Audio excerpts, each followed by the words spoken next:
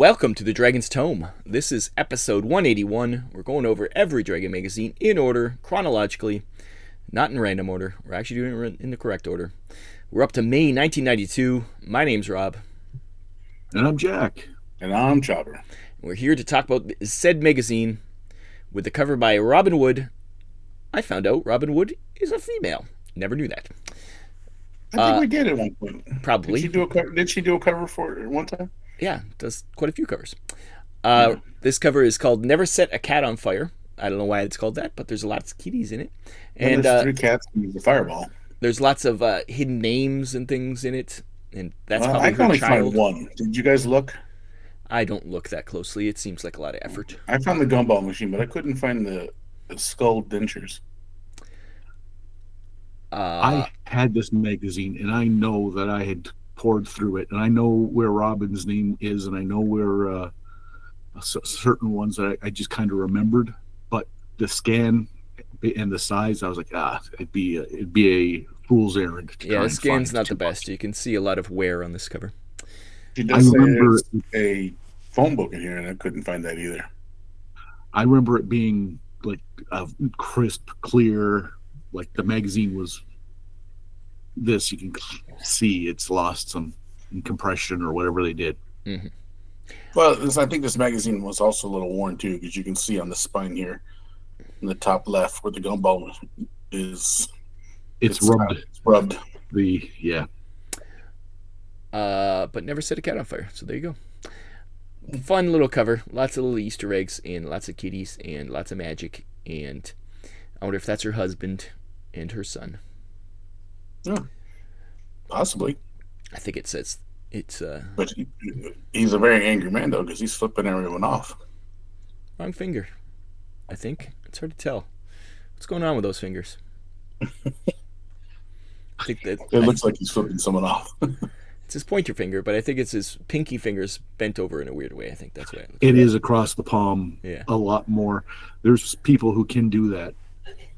That they can put the finger right across the palm. Mine's not long enough. Yeah, I can't do it now since I had carpal tunnel surgery. Yeah, try. Yeah. Anyways, fun little cover. Nothing more to say about it. Like always, it's a good cover because Dragon Magazine only has good covers now. Let us start with somebody. Who shall we start with? Let us go to Jack. Jack, what is your first article? Me? Okay, if we could please go to PDF 54. More magic. This might be a quick episode. Magic. This one did have a lot of extra magic stuff in it. So this is Gregory Detweiler. This is a number 2. We've done the first one a while ago, and it is basically magic, low-level magic that you can give to people that won't throw off balance. And this is a fantastic list of types of different magical things that you could give out that are low impact but super handy. Weapons of there's some that aren't a weapon until you say a command word. Okay, it's be sneaky boy. There's sleeping bags that if you're wearing armor, you can wear your armor and you can rest. I thought that one was a bit ridiculous. Well, they're all kind of solving minute problems that you kind of run into. I think there's only one I didn't agree with too much with, and that's the weapons that give you a proficiency or a specialization. I felt like that was a little too OP for an entry-level character. All of a sudden, now you're proficient with that weapon. The only one that kind of struck me odd was there's illusionary missiles, and that one I can't help but think that, having watched the D&D the cartoon and seeing the ranger shooting magic missiles from his bow, and as a young lad thinking, that would be the sweet ass, that'd be my go-to weapon if I had my choice. Well, a unicorn, who cares? A shield, yeah, go blow. But a bow where you can just start peppering people with magic, that'd be pretty dope. But for the most part, they're all pretty reasonable pretty good. And I would recommend them if you wanted to give a little flavor without the risk of Monty Hall syndrome, which we don't see mentioned as much anymore. No, but it's still it is. There's some of these are very useful, but with the exception of the one for me. Well, then you don't have to use it. These are only suggestions, Patrick. This isn't the rule book. This is gospel, baby. I do like blade hammers and piercing, piercing head, where it's a sword can be count as a dull weapon if you're fighting certain weapons, like what is it, the jellos and stuff. If you hit them with a sword, but this it makes the weapon count as a nada, and the other one's the opposite, where if you need a sharp weapon, a hammer could all of a sudden be a sharp weapon. Yeah. I do like the hammer and spikes of silence, though, so especially if you're a thief. Right, so you could do all the stuff that you're supposed to do in a dungeon by spiking doors so they stay open and all that stuff. Well, you'd be banging and clanging and making a ruckus, and that way you could be thieferton without making too much of a nuisance of yourself. Yeah. Yep.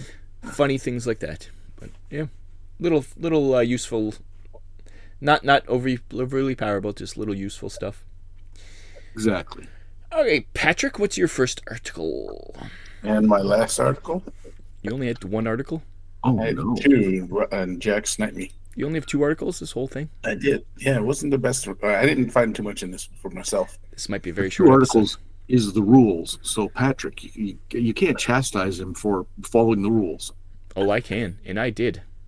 And he did. And again, I am chastised. And I'm chastised all the way to page 16. 16. Is this one of mine?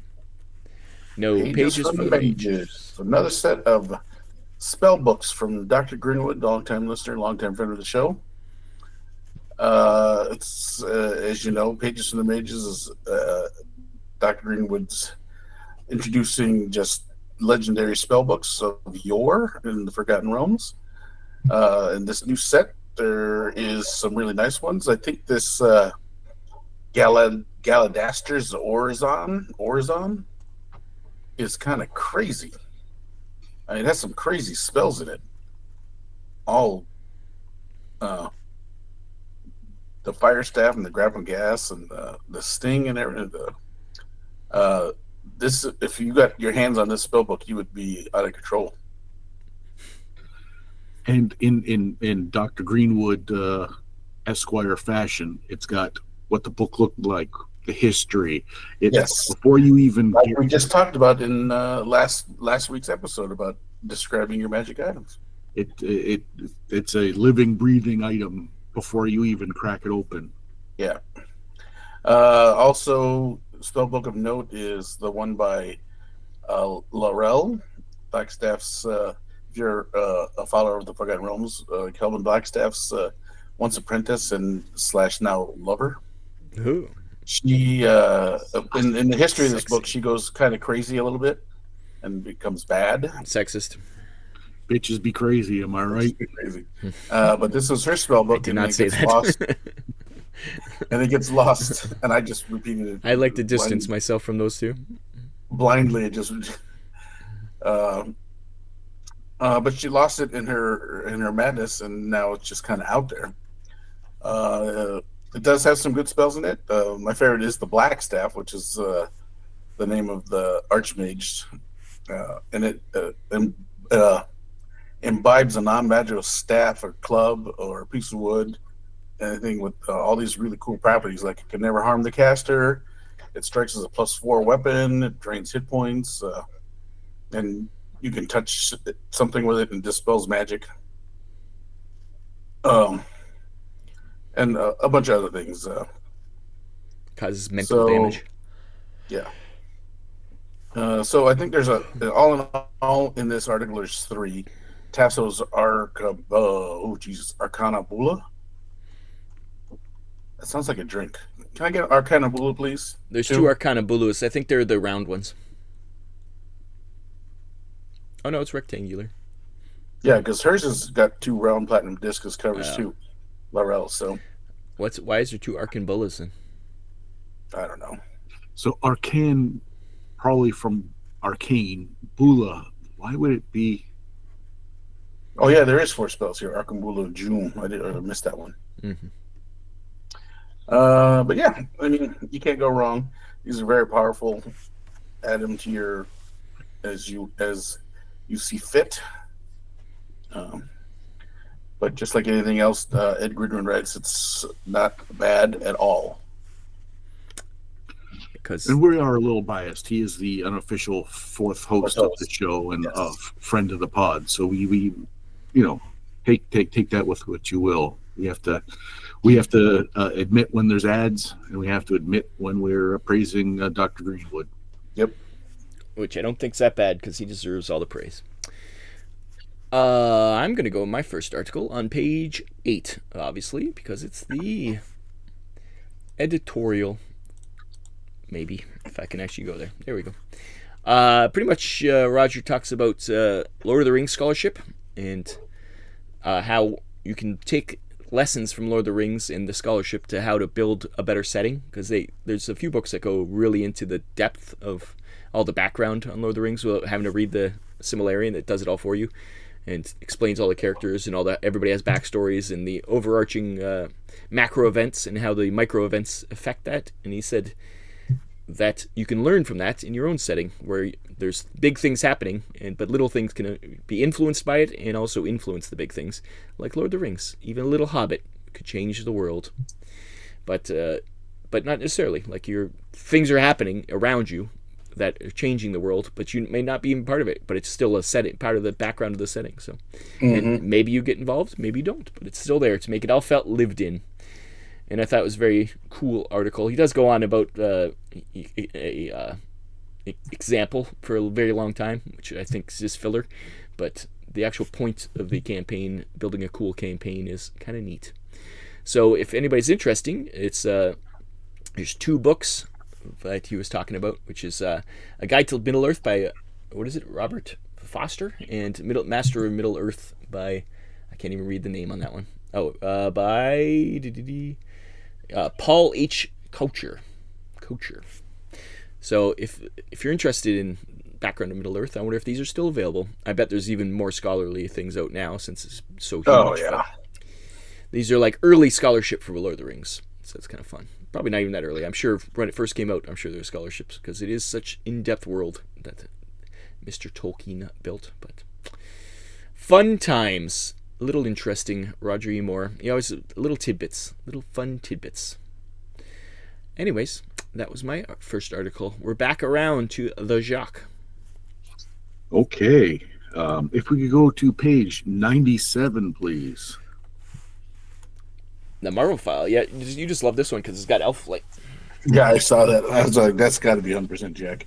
Oh, I didn't notice. I just wanted to address the Marvel file. And the picture's kind of small, but that does look small, like Alpha Flight. This is the new Alpha Flight. Now that I'm looking, that is Alpha Flight. That I don't know who that is. I think that's Sasquatch in the back. Then there's Nemesis. Weapon Omega. There's Vindicator, Aurora, and what's his name? North Star. Yeah. Oh, and in the back, Windshear and Puck. Medusa. Yeah. And Madison Jeffries. Yeah, I didn't notice. But anyways, a couple changes to Alpha Flight. Now this is after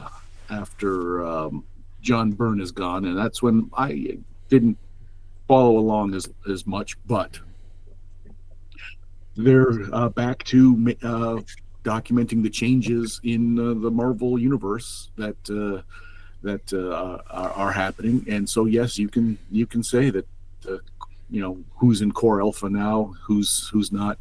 Why is Diamond Lil there? Well, who knows? What happened to Aurora? Why is she split personalities again?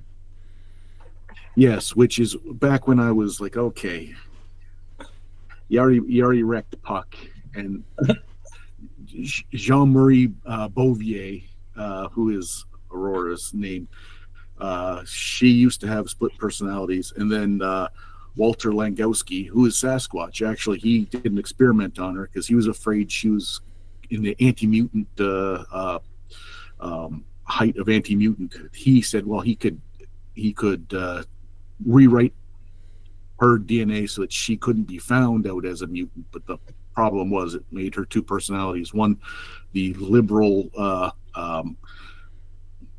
scandalously liberal for Americans during the 90s. For us, it was like, yeah, okay, that's how women are allowed to be here in Canada. And her other, raised in a Catholic church orphanage, repressed, and they were split. And he kind of, unbeknownst to him, by mixing up her mutant DNA, those two personalities would go together. And okay, that's the end of that storyline. That's good. And nice, but I mean, because they're like, we're bored. Let's make them separate again. Yeah. And they resurrected Vindicator for 2 minutes and killed him again. Which it turned out, yeah, it wasn't really him. It was the what was her name? That robot that came back and impersonated him just to.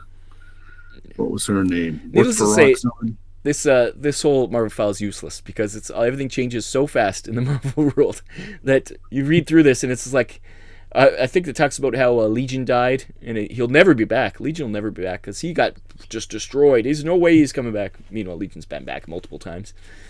And there's the roster for the Avengers and the West Coast Avengers, where the whole thing about them is that roster's always in flux. So like you're never going to be able to keep up with. Mm-hmm. Yeah, now U.S. Agent's there. Okay, yeah, that's good. He's there for a while, but Tigra the Wasp, Dr. Pym.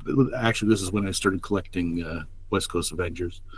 But then, yeah, all the resurrections, all the deaths. Every single one of these deaths has been come back. Yeah.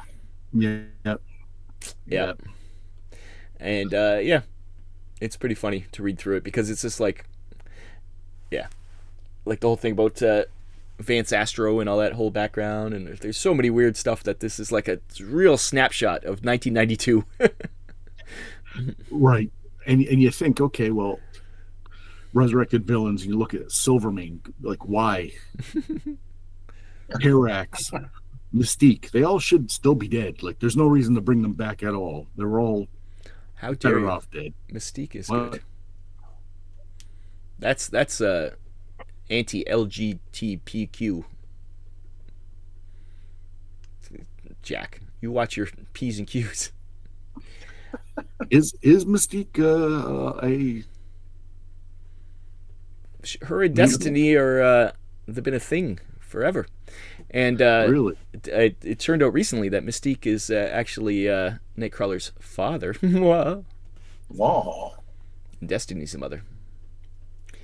Fun times. Wasn't there really? Okay. And it was all fake that the demon guy was their father because the demon guy's stupid.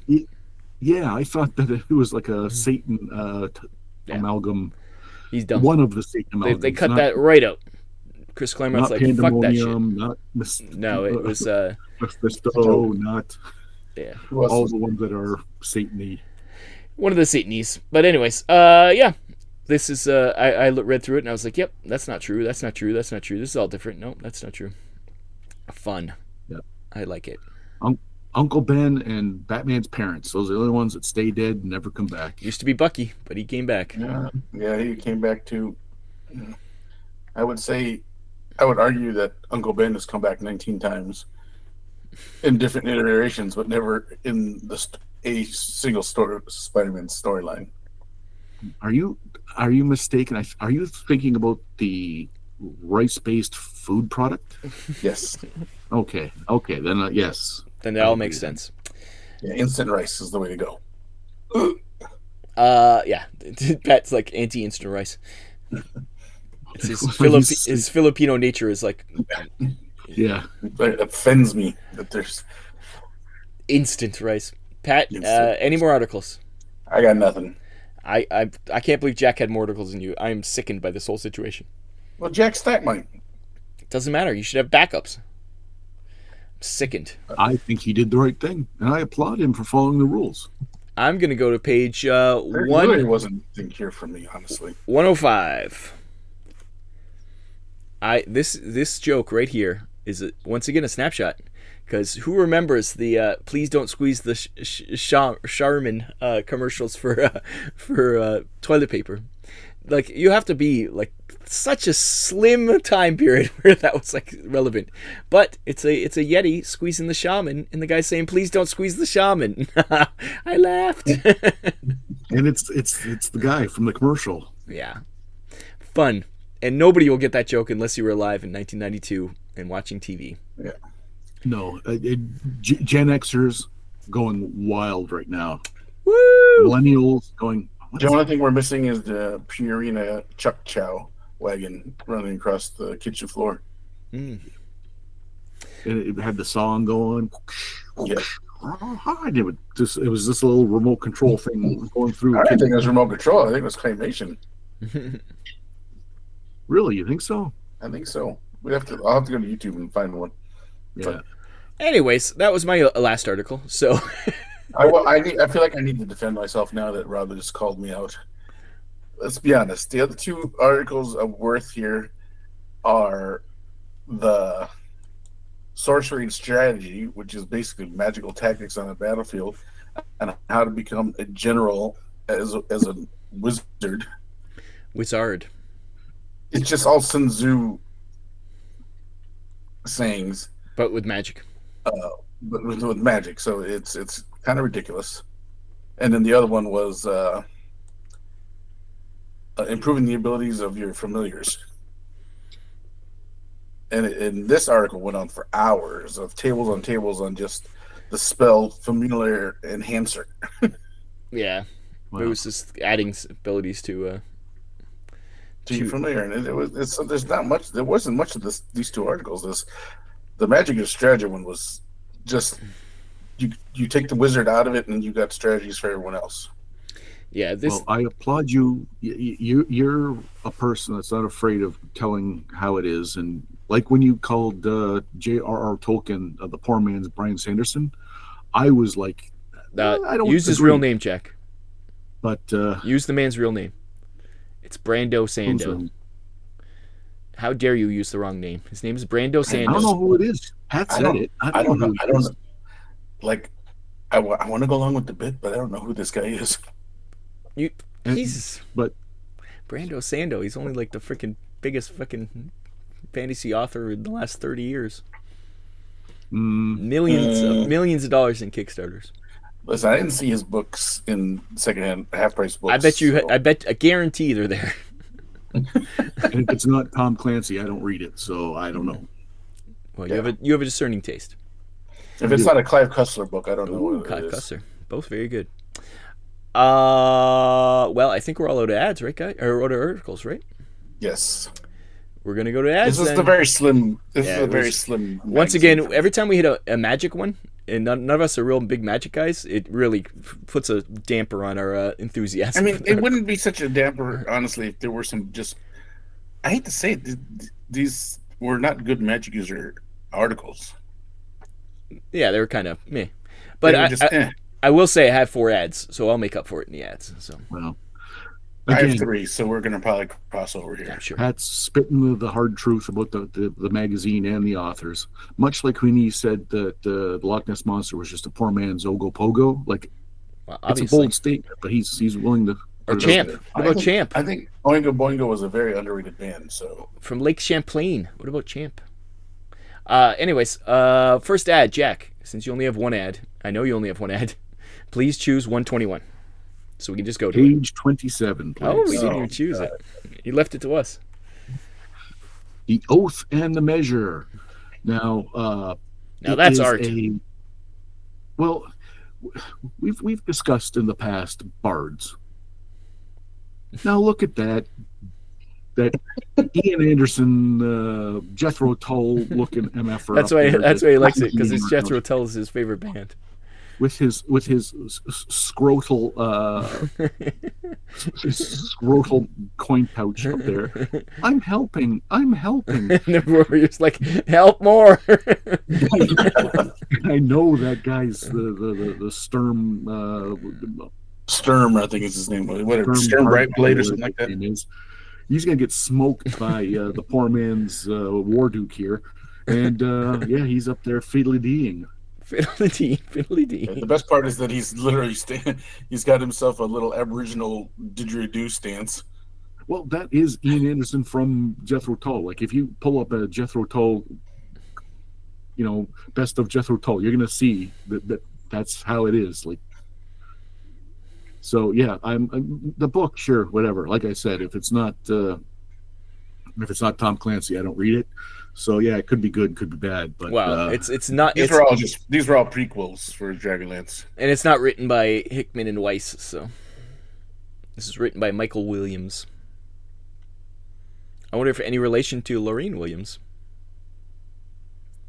or Serena Williams or John Williams, Remo Williams. Ooh, good callback.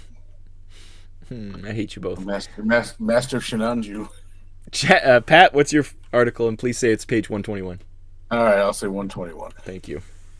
Finally, now we know what it is. Not it really. Say what it is. No, but it we doesn't. know what it is. Well, the hint says it all.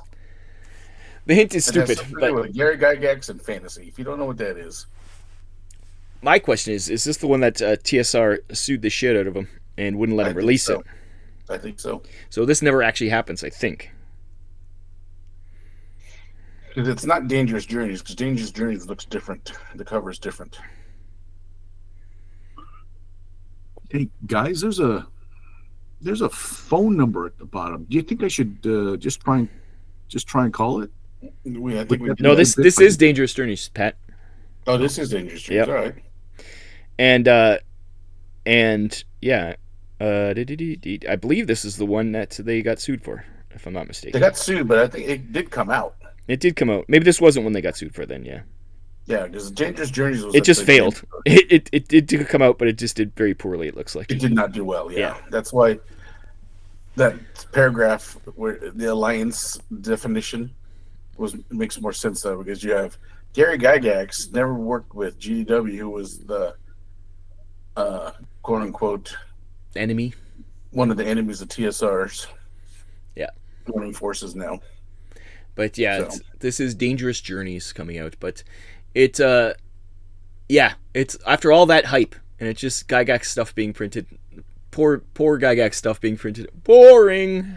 I mean, I'd hoped that when we heard that Dangerous Journeys was coming out, we all hoped that it would be it would be okay. I also think by 1992, Gygaxian D&D was dead. D&D wasn't played like that anymore. That was like real. Well, second edition still, so I mean. That's what I mean. Like second edition is nothing like first edition, and No. nothing so strict and so. Gygax was a certain thing where second edition is all about play how you want. It's all fun and games, where he was very strict about what he liked. So, I think that ideas were kind of in the past. He was living off his name and going to all the Gen Cons and stuff and having a good time, but I don't think it was not the same as it was. But do you think that he could have grown with the player base and his new vision was this new, like, could this been another innovation? Well, the Dangerous Journeys wasn't. It was pretty much just his old stuff, like Castle Gygax and all this stuff that he kind of really put back out. It was a lot of the old stuff that he just kind of regurgitated. Yeah, I never read it. I have no frame of reference. So I don't have a real frame of reference either. It was very old school. It was trying to appeal to the old school gamers, and I think all the old school gamers had grown either out of the dead or grown out of the hobby, where all the new gamers looked at that and said, "Oh, that's really old and not fresh." And especially now at this point, Vampire the Masquerade's coming out, Magic's right on the cusp. Like this is very different role playing than the second old days. edition Shadowrun is getting ready to come out. Yeah, now. like all the cyberpunk stuff out and how gritty and that kind of stuff is. It's very different to Gygaxian fantasy. So yeah, I mean at this point I'm only really playing. I'm back into D&D. I'm done with college. And second edition is nothing like anything that Gygax would ever have made. It is organized and it makes sense. And really just playing Cthulhu. Yeah, Call of Cthulhu. Yeah, we're just really playing Cthulhu second edition and Shadowrun at this point. That's pretty much what we're playing. We're playing Shadowrun, Cthulhu, and I don't even think we were playing D&D at this point. We were just even AD&D. We barely played it. It was more other stuff for sure, either homebrew stuff or Shadowrun and Call of Cthulhu. So and definitely the D&D we were playing was like, here's second edition 2.5. Oh, you want something from Unearthed Arcana. Unearthed Arcana? It was like a homebrew Yeah, with all for the. sure. It was a stew made with all ingredients from TSR, but basically was not Yeah, it definitely wasn't rules as written. That's for sure. exactly. Yeah. If like I say, if we ever played that, it was a lot of homebrew stuff we played for sure. We're playing Stu D&D. Definitely Stu D&D and a lot of homebrew, which was probably based on D&D. I don't even remember the systems we were using, but it was a lot of just willy-nilly off the cuff. Okay, roll a die. Okay, I'll tell you what happens kind of stuff.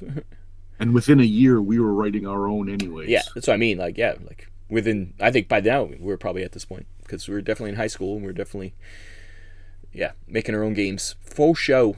So, and we dabble in like things like Vampire or Rifts or all the other game, whatever game come out, we'd all dabble. Oh yeah, Battle Lords. We haven't started playing Vampire yet. Battle Lords of the 23rd century. We had like a lot of those kind of games. So, yeah. Oh, Marvel superheroes, definitely still playing that at this point. Yeah, I mean we Chill. one shot at a lot of Toon and Og. I don't know if you ever played Og. No, but Chill Og and is Caveman. It's the caveman role playing game where there's only 13 words. Oh yeah. Was there dinosaurs in it?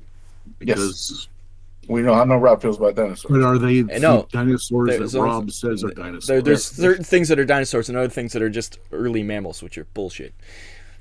Okay, my first ad is on page 15. This is big. It is the Elder Party. The stars are right. This is Cthulhu for President. This was a big event. It took over Gen Con this year. They had like I remember when this all came elections, out, yeah. And it was a big thing. This is bumper stickers on everyone's cars. Yeah, Cthulhu, and it's still going to this day because anytime there's an election, you always see Cthulhu for President. So, yeah, and the Elder Party. But this is the beginning of it. You can Chaosium phone number. Chaosium was an excellent. My phone. Do you think it'd be a good bit if I called that number? No, because I don't want to answer my phone again. Yeah. What? Anyways, I'd be calling that number there, Rob. Yeah, let me just grab my phone. Never mind. All I want to say is Chaosium's really good at marketing. At this time, they were excellent marketers, and they made the party real. They made the party so real that they had to make rules against them at Gen Con.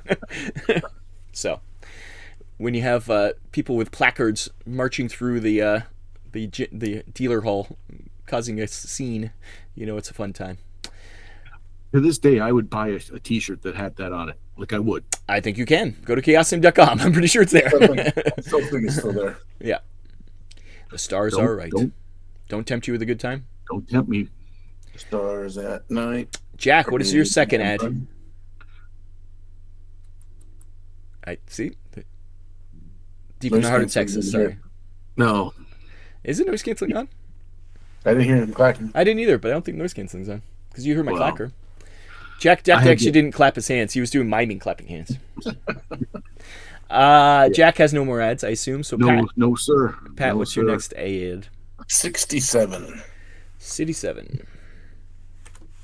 Gamma World. I thought you'd choose this one. That's why I left it to you. Yeah. Is this the 3rd edition Gamma World, I think? I believe so, yes. This looks like the artwork with 3rd edition. So I never even looked at this Gamma World either, but people say it was good. The last edition, as we have to call it. Yeah, comment below if everyone thought 3rd edition was good. I mean, I personally still was a big fan of 1st and 2nd.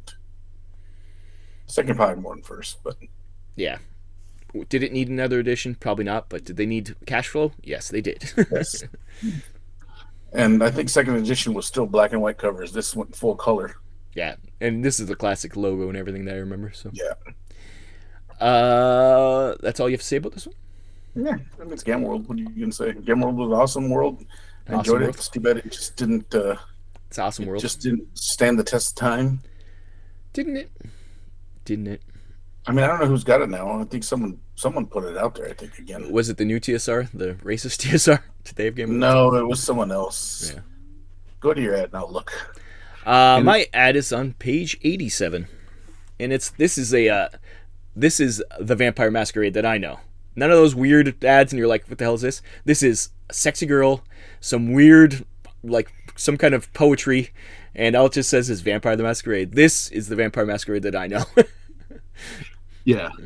It's got the right amount of bisexual goth energy that Yep. made it what it is, and we were all for it. Yeah, this is definitely was like, oh, this is something different. Like the kiss of sweet wine, like the sting of a maddened queen, like the ecstasy of consuming desire, like the fading of a dream. Yes, that's the shit we want from our Vampire Masquerade. None of this, hey, let's have a weird picture in Oklahoma or whatever that one supplement was. It was like, what the hell? Yeah, of poorly proportioned werewolf lurking over what looked like I don't know, the starting sketches of like the animatic of people. Yeah. Yeah. But Again, this, no offense to the artist, no offense, but it was shit. but it was shocking in that we knew the name of Yeah. the artists before there was that, and now we're back to Yeah. Oh yeah, it's Hildebrand. It does it all the covers, but yeah, this is the classic. Just simple but sexy vampire. Pat, do you have any more ads? I do have one more, and just Gamma World went to 7th edition. 2010 was the last version by Wizard of the Coast. Oh, Wizard of the Coast still did it. And then there was a Mutant Crawl Classic, which is the generic That's from the version. Fantasy Crawl guys. Yeah. Yeah, the Dungeon Crawler Classic. So, Yeah. quick last ad will be 39. 39. Gen Con. 30 European Gen Con. European. So I think European. this is where they started experimenting with the different places with Gen Con. And I don't think the European Gen Con lasts No, I don't year. think. Yeah. Just like West Coast Gen Con only lasted a year too. A lot of these were because they kind of farmed them out, and these other people didn't know how to run cons, and it kind of almost tainted the Gen Con name. And this is the kind of stuff that when Wizards of the Coast took over Gen Con, they had to recover from, because all this like such watered down the brand so much that it was become like, oh, Gen Con? I'm not going to Gen Con. That's just those are shitty cons. It's like, no, you have to bring it back to Gen Con is the con, So Yeah, they did. No, I agree, amazingly. because they tried to do West Coast. Yeah, there was a lot Out of in LA. I think it was out in LA, and it did not do well. No. I don't think European Gen Con did very well either. Yeah. I don't think any of these. It took Wizards of the Coast come in to fix Gen Con after they kept doing this kind of stuff. It's because, once again, anything to make money for TSR. TSR owned Gen Con, and they were like, let's farm this out as much. They have to pay us money. Let's make some cash off our name. And they almost killed it. On the surface, it sounds like a slam dunk. You think, well, you use our logo. Mm-hmm. Everyone's down to clown in a convention. How they knew how hard it is to run one, but they also knew how much pull they had just name recognition. Well, I wouldn't wager to get that these guys did not know how to run one. No. Probably never went to a Gen Con to understand the feel of Gen Con. Because unless you've been to a Gen Con, you don't really understand the feel of a Gen Con. And also, they were probably, once again, it may be a victim of their own success, because they're probably used to running small local cons, and then all of a sudden you got a Gen Con name, all of a sudden it's huge, and you can't scale up, and they get screwed, and it leaves a bad taste in everybody's mouth, right? It might have been too successful too. It might not have made money. If anyone listening, then you're European and you went to European Gen Con, let us know how it was. Was it horrible? Was it overwhelming? I'm sure you have fond memories, but how'd you feel? Yeah. I'll have to live vicariously through you because I've never been invited to one. So we do keep you away. We do keep you away from those Gen Cons. I will throttle him through this screen. Throttle. Do it, Darth Vader. I was just learning today that because of the tariffs, a lot of people at Gen Con they're saying they can't get any stock. They're probably just going to have to shutter this year's wash. At Adepticon, one of the people we were talking to get their stuff in for like just a box was like $2,000 just to ship a box of their stuff. They're like, we just can't do it. And there was we talked to another British company that they're like, we're not going to Gen Con, so that could definitely be the reason. So maybe I missed my opportunity to go. Maybe it's going to be a thing of the past. It'll definitely happen. It's just probably a different scale or different. Yeah, the dealer hall might not be the same, but the events will still be the same. Yeah, because that's just people. That's really. That's the thing we never did. So yeah, we might actually do events. See, this is the chance for you to come, Jack, now, because we will actually get to do events. Not be stuck in a booth dying because we got the plague on the first day and trying to keep our insides on the insides. Or our legs are going to fall off. Or somehow I learned. I also developed a allergy to cabbage while at Gen Con. Yeah. As sad as it is to say, the two of you are basically infirmed still as we speak from your various antics, and so like I 13 I years would of be working Gen Con, 14 years of working Gen Con. maybe my health would be at risk the way that you operate. It's a whole different story now that we can walk away and we could take a nap this time Yeah. around. I did take a nap. I was so that cabbage duck knocked me out. I'm like, I can't go in the morning. I have to take a nap. I was in the It's not a big- all I did is I crawled up in the shower and just was like shaking myself until I was like, okay, I can do this. This isn't a bit. Rob became allergic to cabbage.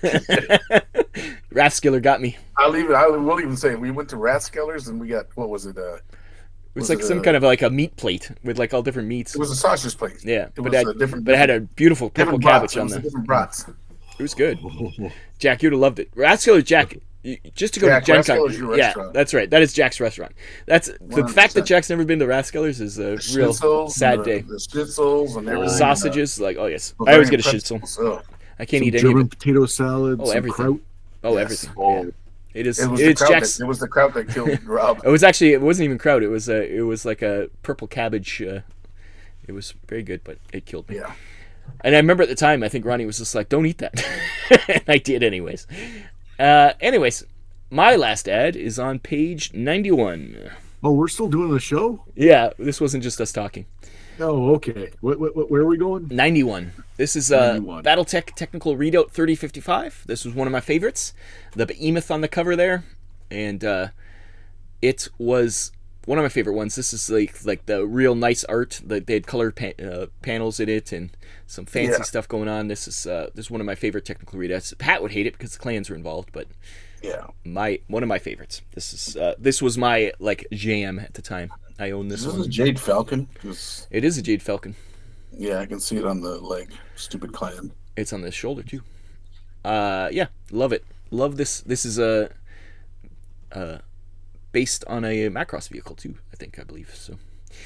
Anyways, yeah, my good times remembering. I saw this and I was like, oh yeah, that's one of my favorite technical readouts. I used to pour over those. I still have them, but they're like falling apart because I read them so much. So Yeah, the technical readouts were the greatest thing ever from FASA for that. it literally had no rules in it. It was just pictures and like some stats. Like there was no rules. It was like the technical readouts they did for Star Trek when they had the license for Star Trek. Yeah, It was just really awesome informational books on if you really were into the ships. yeah. I think that's it. Anyway, anything else to say about this magazine? No. April Fools. Oh, wait. That was last week.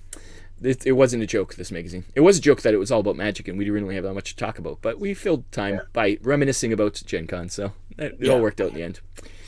I mean, unfortunately, that's just it is. I mean, I tried to find a glimmer of hope in those two articles I read, the Familiars and the Magic Sailor. I was like, yeah, I can always tell when it's going to be a tough one, and I'm always like, oh, not good. But I knew I had lots of ads, so I knew we would be all right. Yeah. It didn't lie. The cover was a wizard. Yeah. Everything. It is a magic-based magazine. Unlike when old Tim Kask was the editor, the actual covers actually usually mean something in these ones now. But we used to make fun of it, be like, why is there a skeleton on the outside? It's not even October, but now they actually line up. So, But for guys that the magic users weren't their jam, it's a little difficult to find. Yeah. But if you enjoyed this article or this magazine, please comment below. Do comment below with any Gen Con stories, or if you did go to the European Gen Con, please we want to know about it. Other than that, like, share, subscribe. I've been Rob. Follow us on X or Blue Sky, and that's Jack. Who's trying to get Jack was all ready to go. I was ready to go right after. Like a boy on prom night. I pre-waved. It was like watching a driver's ed video when Jack slammed on the brakes. Yeah. Oh, you're killing me. You're killing me, Smalls. My pre-sign off can still get you pregnant, so be very careful. He pulled out, but not fast enough. Yeah. That's right. I've been Rob. I didn't do I went. They didn't notice. Nobody noticed. I've been Rob. I'm Jack. There we go. And I've been shopping. Have a good one. Bye-bye. Bye bye. Bye bye.